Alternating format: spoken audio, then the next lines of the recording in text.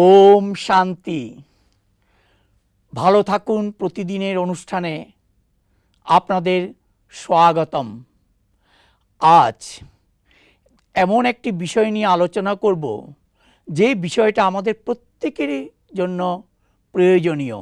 বিষয়টা হলো আকর্ষণ আর বিকর্ষণ। আমরা কথায় কথায় বলি না, বড্ড দুঃখ পেলাম, বড্ড কষ্ট পেলাম, বড্ড অশান্তি পেলাম। আপনি কেন পেলেন? আপনি নিলেন তাই পেলেন। আপনি যদি না নিতেন তাহলে পেতেন না। এই অশান্তি বা দুঃখ বা কষ্ট কোত্থেকে আসে? আকর্ষণ আর বিকর্ষণ। আকর্ষণ মানে কি? আকর্ষণ দুই প্রকার। একটা হলো লৌকিক আকর্ষণ, আর একটা হলো অলৌকিক আকর্ষণ।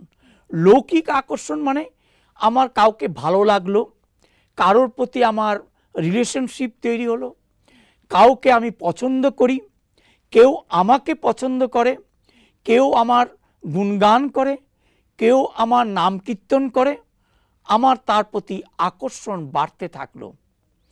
আবার যে আমার বদনাম করছে, যে আমার সাথে কথা বলতে চায় না, যে আমাকে বিট্রে করেছে, যে আমার ক্ষতি করেছে, তার প্রতি বিকর্ষণ, অর্থাৎ তাকে ত্যাগ দিলাম।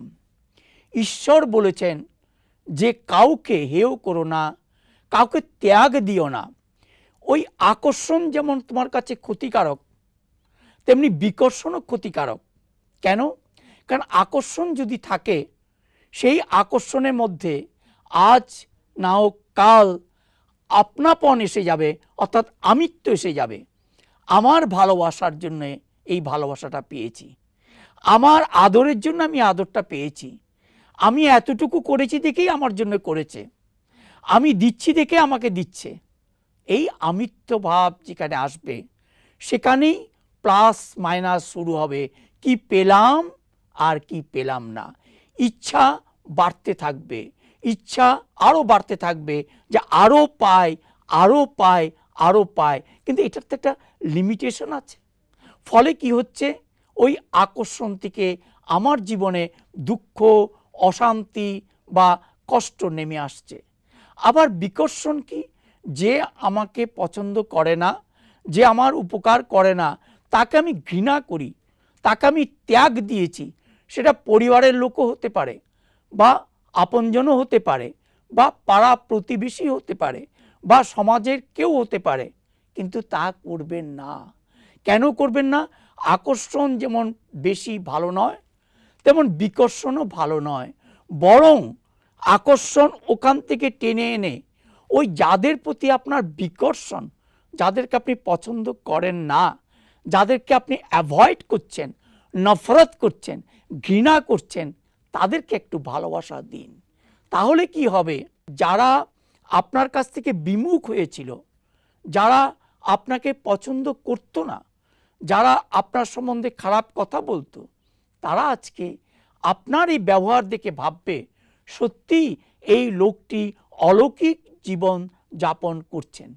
লৌকিক এবং অলৌকিকতার মধ্যে এটাই হলো ডিফারেন্স। অলৌকিকতা বলে কি? সবাই আমার আপনজন, এক ঈশ্বরের সন্তান। আর লৌকিকতা বলে কি? এটা আমার ছেলে, আমার মেয়ে, আমার বাবা, আমার কাকা, আমার বন্ধু। এই যে ডিফারেন্সিয়েশন আমরা করি, এর ফলেই দুঃখ কষ্ট আমরা পাচ্ছি। এখন ঈশ্বর বলছেন যে ধৈর্য ধরো। কি ধৈর্য ধরো? যে কে কেমন, কে কেমন, কে কোথায় যাচ্ছে, কে কি করছে, কে কীরকম ব্যবহার করলো, এগুলির দিকে ধৈর্য ধরে অপেক্ষা করো। এগুলির দিকে লক্ষ্য রেখো না। বরং কি করো? সবাইকে একটু তুমি ঈশ্বরের কথা শোনাও, ঈশ্বরীয় ভালোবাসা দাও, ঈশ্বরীয় প্রেম দাও, ঈশ্বরীয় সুখ দাও, ঈশ্বরীয় শান্তি দাও। যদি ঈশ্বরীয় কথাটা কেন বললাম? কারণ ঈশ্বর আমাকে যা দিয়েছেন আমার নিজস্ব সম্পত্তি নয়, ঈশ্বরের সম্পত্তি। সেই যদি সম্পত্তি আমি কাউকে দিই, সেটা কোনো দিনও কমবে না, বরং আরও বাড়বে। শুধু তাই নয়, আপনি দিলে সেটা আমিত্ব এসে যায়, অহংকার এসে যায়। অহংভাব পতনের মূল। আর ঈশ্বর দিয়েছেন, আমাকে তো দিয়েছেন, আমাকে তো কম দেননি। আমি যত চেয়েছি আরও চাইবো, আরও চাইবো, দিতে থাকবেন। তাহলে আমার দিতে আপত্তি কোথায়? যত আপনি দেবেন তত কমবে না, বাড়বে। ফলে ওই লোকগুলিও আপনার আকর্ষণে চলে আসবে। একে বলে ঈশ্বরীয় প্রেমের আকর্ষণ। আর যাদের সাথে আপনি আকর্ষিত হয়ে আছেন, যাদের কাছ থেকে আপনি এই কারণে দুঃখ পাচ্ছেন, তাদেরকে বিকর্ষণ করার দরকার নেই, তাদেরকেও ওই ঈশ্বরীয় ভাবনায় নিয়ে আসুন। অর্থাৎ এই দুনিয়াতে, লৌকিক দুনিয়াতে যা কিছু আপনি করছেন, যা কিছু করতে যাচ্ছেন বা করে এসছেন, তার থেকে একটু বেরিয়ে আসুন। বেরিয়ে আসে অলৌকিক ভাবনায় ভাবুন। অলৌকিক কি? লৌকিক থেকে অলৌকিক। অর্থাৎ লৌকিক হলো হদ, মানে লিমিটেড, আর অলৌকিক হলো বেহৎ, অর্থাৎ আনলিমিটেড। অর্থাৎ নিজের ভালোবাসা, শ্রদ্ধা, স্নেহ, জ্ঞান, গুণ, শক্তি, বিশেষতা ছড়িয়ে দিন। শুভ ভাবনার, যদি মুখে বলতে না পারেন, শুভ ভাবনার দাম দিন। সবার প্রতি নিজের ভালোবাসা ব্যক্ত করুন এবং সকালে সন্ধে সময় এবং সুযোগ পেলে ভুল ত্রুটি হলে ক্ষমা চেয়ে নিন। ঈশ্বরের থেকে ক্ষমা, ওদের কাছ থেকে ক্ষমা চেয়ে নিন এবং কেউ যদি ভুল করে ক্ষমা করে দিন। তাহলে দেখবেন আপনার মতো সুখী, আপনার মতো শান্তিময় জীবন আর কারণ নেই। আজকে আমরা দেখতে পাচ্ছি বিশ্বের কি চেহারা। আমার কি কিছু করণীয় নেই? ওই লোকগুলি তো আমাদেরই না, ওই লোকগুলি তো ঈশ্বরের সন্তান, ওরাও তো আমার ভাই।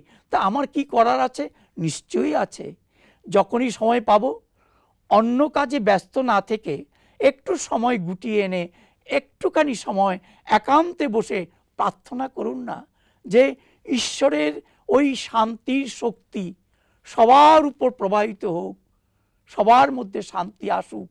যুদ্ধ নয়, শান্তি আসুক, সবাই সুখে থাকুক, ঈশ্বরের ভালোবাসায়, ঈশ্বরের প্রেমে পরিপূর্ণ হয়ে যাক।